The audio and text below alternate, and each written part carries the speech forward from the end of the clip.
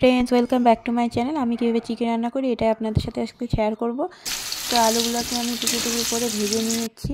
তারপর তেল গরম করে শুকনো লঙ্কা, তেজপাতা, জিরে, সাদা জিরে, গোটা সাদা জিরে দিয়ে দিলাম, গোটা গরম মশলা দিয়ে দিলাম।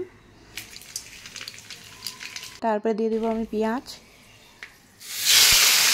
পেঁয়াজগুলো ভাজা হয়ে গেলে, লাল লাল করে ভাজা হয়ে গেলে আমি চিকেন দিয়ে দেবো। তো চিকেনগুলোকে আমি গরম জল দিয়ে ভালো করে পরিষ্কার করে ধুয়ে নিয়েছি।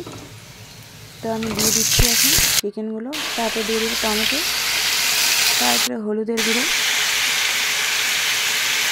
নুন। তো ভালো করে এটাকে আমি ভেজে নেব।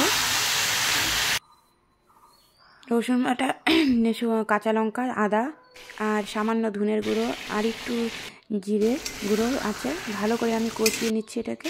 একটু নুন দিয়ে দিচ্ছি। ভালো করে কষানো হয়ে গেলে আমি জল দিয়ে দিব, যাতে আলুগুলো সিদ্ধ হয়ে যায়।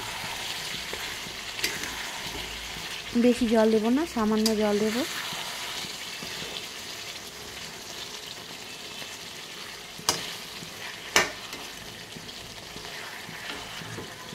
ভালো করে ভাজা হয়ে গেছে আমার কষানো। তারপর আমি জল দিয়ে দিচ্ছি। এখন ফুটে গেলে ভালো করে তারপর আমি নামিয়ে নিলাম। এই যে দেখো আমার রেডি।